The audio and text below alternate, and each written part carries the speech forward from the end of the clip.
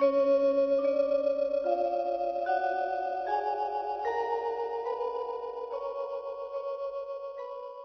บสวัสดีครับFC ที่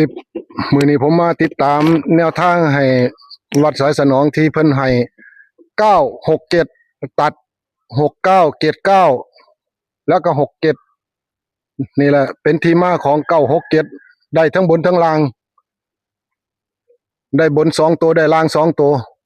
ครับผมเนี่ยมาเดินทางมาพร้อมกับช่องอ้ายฟ้องกับผู้ใหญ่แก่นครับมื้อนี้เนี่ยนี่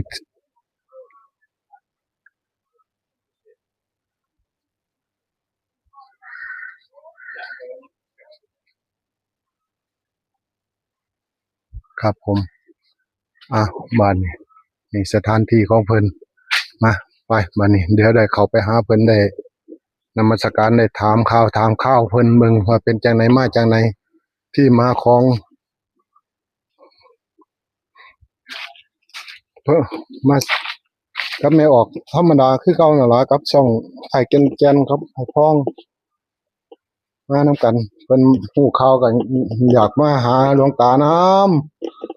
อยากติดตามแนวทางเป็นทางเลขทางเบอร์ทางโชคเชียงลาภ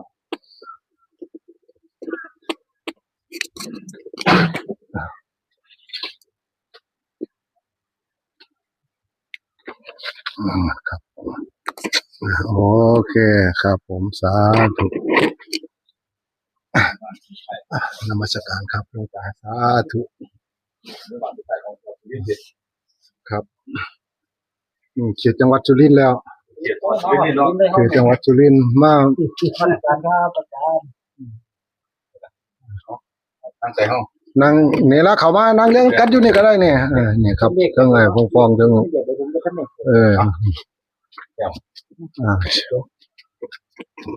ตั้งกันตั้งทีมงานขออนุญาตแล้วอาจารย์ขออนุญาตบาทคำนี่จะสาดเนี่ยถ้าสิปูกับปูบ่ปูกันนั่งเหรอตัวพันนี้แล้วนั่งคนเดียวดอกเด้อเอาเลยนั่งยองย่อนั่งคนเดียวอย่างนี้นี่เขาก็ได้ดูผมมาได้ซื้อตัวผมมาได้ซื้อสักบาทหลวงตา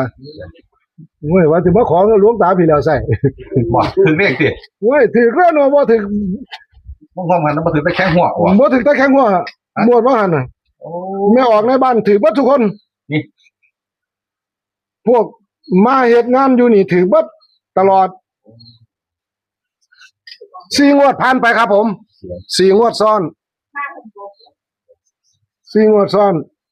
นี่แหละที่มาของ4งวดซ้อนนะนี่งวดที่5นะครับเปิดกล้องกันตินะเปิดแล้วพอแล้วเปิดกันติเอาดูนะเป็นเล่าจังได๋หลวงตาหลวงตาเนาะหลวงตาเอาก็คือนุ่มๆอยู่สันดอกนี่เอิ้นพระอาจารย์บ่นุ่มแล้วรักเก็ดแล้วเกือบเข้ารักเก็ดแล้วเนาะโอ้6กว่าแล้ว5แล้ว6ขาเอาหลวงตาหยังหลวงตายิ้มเนาะหลวงตายิ้มกราบนมัสการครับหลวงตาครับหลวงตายิ้มนะครับหลวงตายิ้มยิ้มไม่ดีได้ยินกิตติศัพท์จากอาจารย์ออดนะครับอาจารย์ออดพามาตามแบบบางวันที่แล้วบ่ถือได้แข้งหัวครับกับคนบ่ซื้อก็คือผมนี่แหละอย่าว่าผมแข้งหัวแล้วผมบ่ซื้อหลวงตาหัวก่อนผมว่าหาหลวงตายิ้มแล้วให้ตัวใดครับเพราะมันบ่ถือได้แข้งหัว967ขนาดผมบอกให้ตีลังกาไว้อีก997เพิ่นแล้วคือข้างล่างข้างบนนั่นน่ะทั้งล่างทั้งบนแล้วตัดให้แล้วมีหลักฐานอยู่ให้เบิ่งอยู่ในคลิปมีอยู่ครับผมตัดให้7967แล้วก็69อีกมาได้งวดเดี๋ยวของหลวงตางวดนี้งวดที่5แล้วครับงวดนี้งวดที่5ถึงว่า4งวดแล้ว4งวดซ้อนบ่แม่นโฆษณาได้นี่ตรงๆเลยนี่อยากฟังจากบาดนี้หลวงตาแล้วแม่นรีว่าครับหลวงตาผมมาครั้งแรกได้ครับนี่ ตาเราบ่ค่อยเว้าได้บ้าน ให้697บ่ครับ ว่าหัน967ให้967 967นี่พี่น้องยืนยันจากบ้านหลวงตาแล้ว หรือว่าให้ตัดสีเอา ตัดเสื้อเอา เลยทั้งตัดให้พร้อม ตัดให้พ่อมาแล้ว บาดไหม นะพี่น้อง ให้คือตัด96 97ครับ967ถือทั้งบนทั้งล่าง ถือทั้งหมดทั้งนั้น ล่างเลยเนาะหลวงตา บ่ถือแต่ผู้บ่ซื้อตัวสั่น แม่นบ่ถึงแต่ผู้สิ อย่าว่าผมแข็งหัวนะ ผมมาครั้งแรกนี่ แค่หัวเป็นแค่หัวแต่พ่อใหญ่อ่อน เป็นเรื่องว่า เพราะว่าบ่ซื้อ บ่ซื้อบ่แม่นคนบ่ซื้อผมบ่ซื้อ ได้แข่งหัวกับคนบ่ซื้อ กับคนบ่ซื้อ ขออนุญาตถามนะครับ เป็นเลขความฝันว่าเป็นเลขสูตรคำนวณครับของหลวงตา เป็นเลขฝัน เป็นเลขฝันบ่ครับ โอ้มีเม็ดฝัน มันมีฝันตัวนี้ ฝันแม่น4งวดติดแล้ว สีงวดติด งวดนี้งวดที่ แต่ 5 เพิ่นเอากุฏิมาถวาย โอ้ ปีนกดาวนั่น โอ้เป็นแบบบ้านนอกดาวนี่ เป็นแบบบ้าน ถวายให้ผู้เพิ่นมีโชค ผู้เพิ่นมีโชค ครับ อันนั้นเพิ่นก็ถึกมาถวายก็ถึกเลย โอ้ครับ มาถวายกันได้โชคไปพร้อม วันนี้คือมีแต่ต้น ตะเคียน หลายเนาะ เขียนหลายครับ หลายตะเคียนหลาย ต้น ตะเคียนกับเขาตะเคียนกับเขาเด้อมานั่งอยู่ต้นตะเคียนกับเขา แต่เช่นบ่มีคันคนตัดก็ถึก ตะเคียนน่ะ แม่น ผู้ใดเราเป็นคนนั่งเอาใครเขาไปรูปสิ เขามาลูกเอา โอ้เขารูปเอา แต่เขียนเข็มบัดเลยมันเป็น10กว่าต้นมันสิครับที่นี่ คักกว่านั้น แร อี ก กเว้ย เด้อพี่น้อง แต่ว่าต้นนี้นะมันได้ไม่ได้ ครับ ต้นนี้ใกล้ๆบ่ ครับตัวนั้น มอง แม่น เสาเวลาอย่างนี้ เสาตั้งเสาไว้ทานนั่น แม่น ตั้งเสาไว้ถาว่าสิเฮ็ดเฮียนให้เพิ่นอยู่เฮ็ดศาลให้เพิ่น อันนี้ก็ไปต้นถึงนาโรงเรียนพุ่นเป็นนาวัดพุ่น ที่เฮ็ด เฮ็ด ศา ศา ล ลแล้วนี่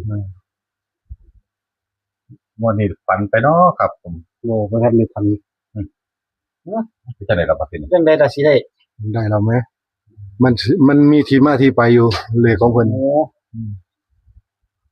วันนี้บ่ทันได้ได้ฝัน ข่าวฝันนี่เป๊ะหรือเปล่าครับหลวงตา คันมันเพิ่นสิมาบอกเองดอกฝันนี่เพิ่นสิเขียนให้เลย เป็นในความฝันบ่ครับ แม่นนี่ก็ฝันนี่ เป็นผู้เฒ่าหรือว่าเป็นเทวดาครับว่าเขียน สิ ให้ เป็นภูมิวัดภูมิบ้านนี่ล่ะแถวนี้ล่ะ ภูมิวัดนี่เนาะ ษาวัดเพิ่นมาเขียนให้หมดแรกเลยเนี่ยเพิ่นเขียนบันให้ประตูกุดให้08 08 ครับแม่นมันก็ซื้อตัวเดียวเลยบ่ต้องบ่ได้กลับบ่ได้หยังเลย ทุกเทื่อนะทุกรอบทุกเกี่ยวความฝันนี่เพิ่นให้เขียนให้ที่เดียวตัวเดียวแล้วบ่ครับ เขียนให้3ตัวเพิ่นเขียนให้เมื่อโรงหันนี่ล่ะเพิ่นให้3ตัวแล้วอย่างูหลายเพิ่นว่าให้พร้อม ให้พร้อมมาพอได้ครับ อันนั้นจะโง่หลายมา ว่าลุงตาทีละ มาเพิ่นบอก ว่าหลวงตา ว่าลุงตาทีละ มาเพิ่นยังออด หลวง นะ ตาฝันหลวงตานี่มีฝัน มันก็ฝันว่าทีนี้คุณก็เลยว่าอย่างูหลายให้สูงหมดแล้ว หลวง อย่าฮู้จะเอาแน่เพิ่นบ่ ตายิ้มเด้อพี่น้อง คือว่าซั่น ยิ้ม เนาะ เลยเนาะ สิซื้อให้ตัวใดมาก็ซื้อตัวนั้นแล้วหรือว่าจังซี่กูอยากซื้อนี่แม่ผมอย่างูหลายเพิ่นว่าโอ้ย วันนี้ก็เยี่ยมอยู่วันนี้ก็เยี่ยมอยู่คือกันนั่นน่ะก็เบิ่งว่ามันสิเข้าคือเก่าบ่ งวดนี้สิเป็นจังไดเนาะสินี่สิสร้างนางใหม่มาเขียนให้แต่ว่าเนาะ มื้อนี้คืออะไรล่ะ มื้อนี้4โอ้ย3 วันนี้วันที่3ครับ มื้อบ่ทันมาบอกก็คือ3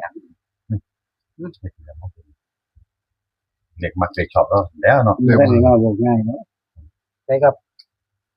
เลขมักเลขชอบครับ เอาดิ บ่ว่า ดีมาท่านมาบอกเจ้าที่เจ้าที่เพิ่นมาบอกเราก็ใส่ให้เด็กมักเด็กชอบแล้วบ่เนาะ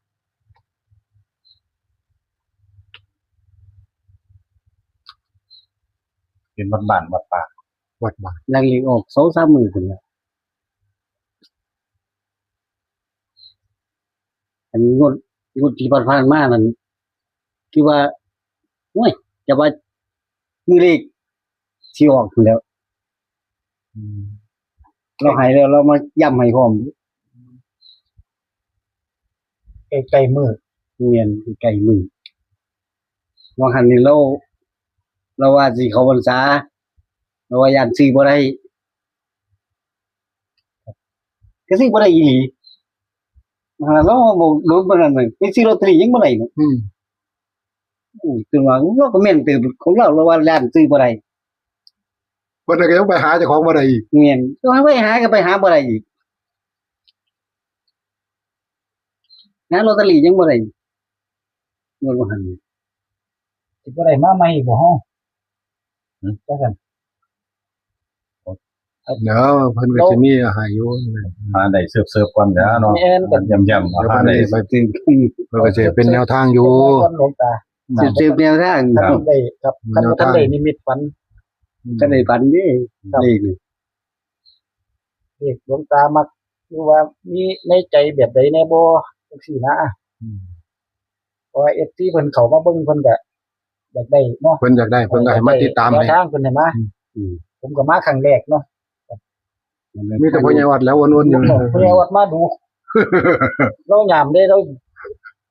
ได้มาตลอดเด้ได้กกไส้เนี่ยก็ได้เก้าหาเด้อเนี่ยย้ายนั่งต้นปูต้นไส้เนี่ย เดี๋ยวจังใดก็ค่อยมาหาหลวงตาใหม่แต่ว่ามื้อนี้ให้ขอแบบ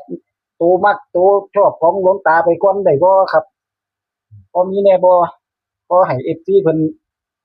ได้เป็นแนวทางไปก่อน ผมว่าแนวทางงวดนี้แนวทางงวดนี้เด้อ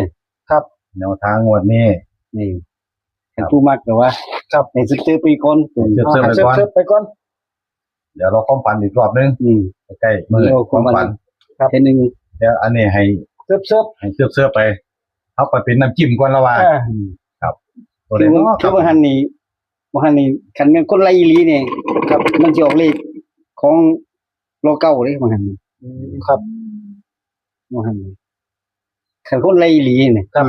คนไรชื่ออีหลีนี่ครับอายุเราก็97นั่นบ่79 ครับ ของในหลวงบ่ทันนี่มันออกกับพวกเก้า96แต่บางคนนี่ลองสืบเบิ่งว่าอันเป็นของอันนี้เป็นของแม่บัดนี้ เสิร์ฟตัวไหนครับ ของ หลวงตา คือ1222สิ 12กับ กับ22 แม่น 12 12กับ22 12กับ22แม่นแนวทาง อ่ะ ของพระราชินี ก็ตามหลวงตาอันนี้ไปก่อน เพ เด้อ ราะว่าเดือนเราเกิดเพราะว่าเลขมันเคยมา ครับ ตัวนี้ 12กับ22เนาะ แม่น เขียน สืบ เสิร์ฟ เสิร์ฟ แม่นคือเอาไปเสี่ยงเบิ่งได้เสี่ยงเลขแม่นก็ได้ 12กับ22 แม่น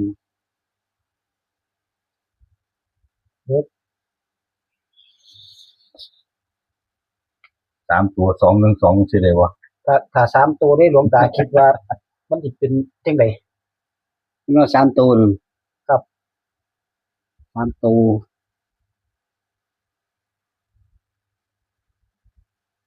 แล้วฉันไล่ที่มีเลขเกี่ยวกับเลขเยอะนะเนี่ย เราเลย มันจะมีเกี่ยวกับเลข8มันจะมี เกี่ยวกับเลข8 แม่นมันว่าอันนี้มันเป็นมือเกิดกับมืออันนั้นเพิ่นมันก็ต้องเอา8ไปใส่ ก็8ไปใส่ แม่น812 822จังซี่ 812 822 812เนาะพี่น้อง อืม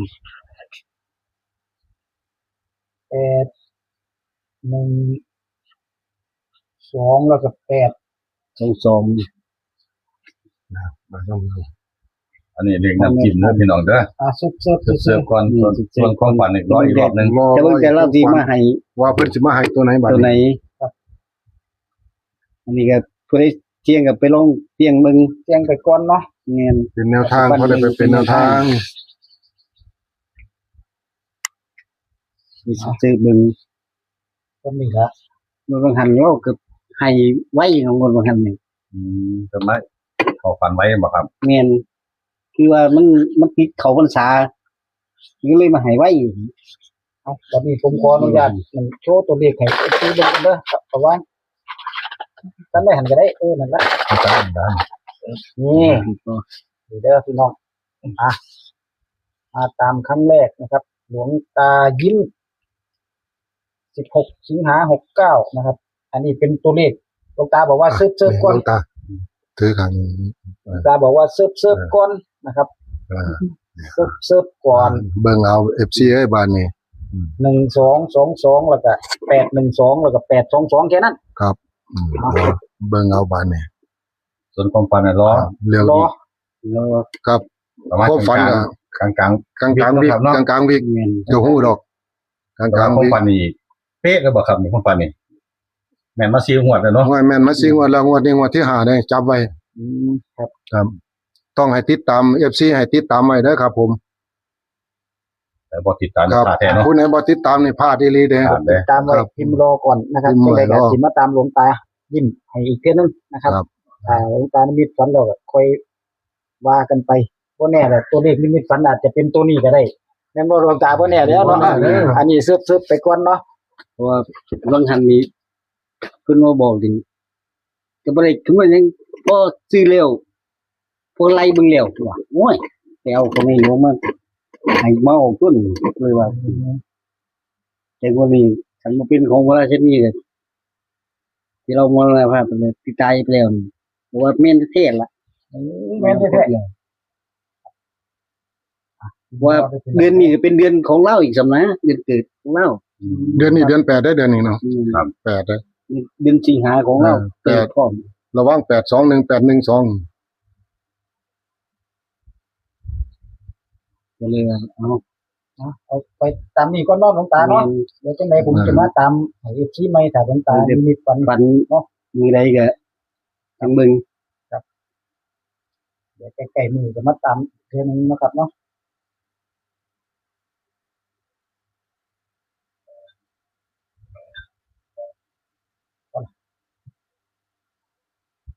มัน พอละสุดเลยเนาะ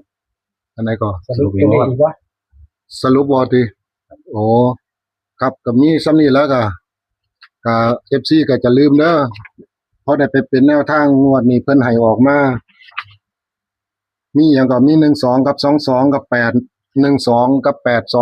8222ให้พอได้ FC ไปเป็นแนวทางให้กดติดตามไว้จะลืมว่าเลขฝันของเพิ่นงวดนี้งวด ผ่านมา4งวดบ่ทันผิดนะครับงวดนี้งวดที่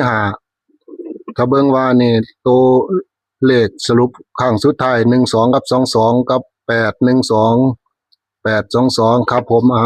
ขอให้ FC จงมีโชคมีหมานำกันสุขผู้สุขคนท้ายสุดก็จะลืมกดไลค์กดแชร์กดติดตามไว้เดี๋ยวได้ติดตามผมมาติดตามให้ประมาณวันที่11 12เนาะ ครับผม ช่วง11 12ครับผมครับผมสวัสดีครับ สวัสดีครับกรรมการครับ